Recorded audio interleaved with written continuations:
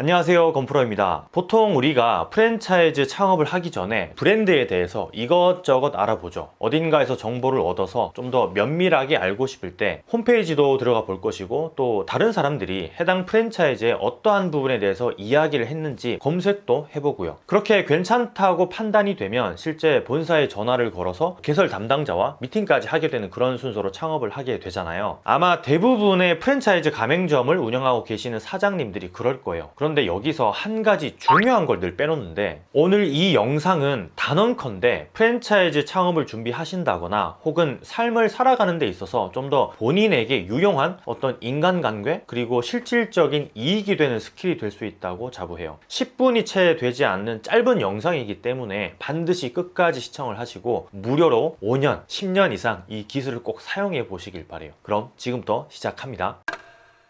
프랜차이즈 창업은 1, 2, 3, 4 이렇게 단계적으로 보통 진행이 돼요. 이게 프랜차이즈들이 가진 체크리스트가 있기 때문인데, 그래서 가맹점주도 사실은 굉장히 편해요. 그런데 여기서 한 가지 단점이 존재하는데, 너무 편하다 보니까 숲을 보지 못하고 계속 나무만 본다는 거예요. 이게 무슨 말인가 하면, 앞서도 이야기했지만 브랜드의 이력, 마진율, 비용 이것저것 다 알아는 보지만 정작 중요한 대표님과의 면담을 꼭 빼먹는다는 거예요. 자, 여기서 말하는 대표님과의 면담은 정말 중요한 체크리스트 중에 하나예요. 내가 가진 모든 자금을 동원해서 이 브랜드를 믿고 투자를 하는 입장에서 과연 왜 회사를 이끌어가는 CEO를 만나보지 않냐라는 거죠. 주식을 예로 한번 들어볼까요? 우리는 어떠한 주식을 사기 위해서 정말 고군분투해서 정보를 취득해요. 반대로 그렇지 않은 사람들은 언젠가는 필패하기 마련이고요. 이건 주식시장의 어떤 정론이기도 하죠. 공부하지 않고 운만으로 투자하는 사람은 끝내는 패가망신한다는 거예요. 이 사람의 의견을 듣다가 또 저 사람의 의견을 듣고, 그러다 보면 줏대 없는 투자를 함과 동시에 이도 저도 아닌 게 되어버리는 거죠. 그런데 주식에서도 대표님의 자질을 굉장히 소중하게 생각하는 사람들이 많아요. 그러니까 내가 투자할 회사의 실질적인 CEO를 관찰한다는 거예요. 결국 회사를 이끌어가는 가장 주된 동력은 CEO이기 때문이죠. 그의 결정에 따라서 회사의 수익이 올라가느냐 확장이 되느냐 또 몰락하느냐가 결정되니까요. 의사결정을 얼마나 잘하는 대표님인지 면밀히 따진다는 거예요. 그런 맥락에서 보면 이 프랜차이즈도 사실 마찬가지예요. 우리가 투자를 하는 개념으로 본다면 반드시 무언가 내가 자극받는 강점이 있어서 이 해당 브랜드를 선택한 걸 거예요. 그럼 주식과는 반대로 대표님을 만나볼 수 있는 가능성이 거의 10배? 아니 20배는 많음에도 불구하고 전혀 만남에 대해서는, 미팅에 대해서는 생각치 못해요. 왜냐하면 주식은 저 멀리 있는 회사를 내가 주주로서 동참을 하는 거고, 프랜차이즈는 그게 아니거든요. 내가 직접 몸담을 회사라고 생각해야 한다는 거죠. 조금만 노력을 하면 대표님을 직접 만나보고 이야기할 수 있다는 뜻이에요. 그저 담당자의 말만 굳게 믿고 따르는 게 아니라, 물론 담당자가 모든 권한을 대행받아서 창업을 진행시켜주는, 도와주는 역할을 하는 건 맞죠. 당연히 잘 따라야 하는 것도 맞고요. 다만 대표님을 꼭 만나봐야 되는 이유는 앞으로의 비전이라든지 해당 브랜드의 어떤 사업 방향에 대해서 꿈을 가지고 있는지, 어떠한 경쟁력을 새로 도출할 계획인지를 꼭 들어봐야 된다는 거예요. 신문이나 잡지에 나오는 그런 회사의 비전이 아니라 실제 대표님이 나와의 1대1 미팅에서 이야기하는 그런 비전을 말하는 거죠. 오프 더 레코드로 들을 수 있는 그런 거예요. 가령 예를 들어서 앞으로 우리 브랜드는 코로나 시대를 맞아서 비대면 관련해 이런 계획을 가지고 있다. 아직 언론에서는 밝히지 않았지만 A라는 키오스크 프로그램을 도입할 것이고, 나아가 무인 매장 역시 준비를 하고 있다. 배달 관련해서도 자체 전담팀을 꾸려서 늘 실시간으로 지원을 해줄 수 있는 시스템을 구축 중이다 등등. 정말 여러 가지 이야기를 들어봐야 한다는 거죠. 여기서 많이들 의아해 하시는 게, 프랜차이즈 대표님이 안 만나주면이라고 생각하시는 분들이 많은데 아니에요. 그분들이 일부러 안 만나주지는 않아요. 다만 스케줄이 겹치거나 진짜 시간을 내지 못할 때에는 서로 일정을 조율해서 미팅을 해야 하는 건 당연하겠죠. 요즘은 예비 가맹점주라고 해서 대표가 초반에는 고개를 숙이고, 또 계약이 끝났다고 해서 바로 태도가 이렇게 돌변하는 그런 되먹지 못한 대표님들은 거의 없어요. 진짜 오래된 이야기고요. 이런 건 프랜차이즈 대표님들을 정말 너무 높은 사람, 대단한 사람, 돈도 많고 사회적 지위도 나보다 월등히 뛰어난 사람으로 생각하시는 분들이 많은데, 물론 틀린 생각은 아니겠지만 생각만큼 인간적인, 그리고 본인의 브랜드에 대한 자부심을 예비 가맹점주님들에게 이야기해주고 싶어하는 대표님들이 참 많아요. 실제 여러 프랜차이즈에서는 1대1로 예비 가맹점주님들 대표님들과의 미팅을 일부러 주선을 하고 하나의 코스로 여기는 곳들이 있어요. 그런데 이건 전 너무 당연한 거라고 봐요. 내 돈 1억, 2억을 투자하는데 대표님 얼굴을 봐야 될 거 아니에요. 궁금한 걸 또 물어도 보고요. 자, 어떤 의미인지 아시겠죠? 하지만 여기서 또 하나 주의해야 될 부분이 있어요. 아마 속으로도 이런 생각을 하고 계시는 분들이 많을 텐데, 혹시 그 대표라는 사람이 뜬구름 잡는 소리만 하면 어떡하냐라는 거예요. 그러니까 대표님과의 미팅은 하는데 그저 듣기 좋은 소리만 하면 어떻게 하냐는 거죠. 그런데 이건 예비 가맹점주님들의 잘못도 살짝 있어요. 그게 무언가 하면 바로 준비되지 않은 미팅을 한다는 거예요. 그러니까 미팅 전에는 반드시 준비해 가야 할 게 있어요.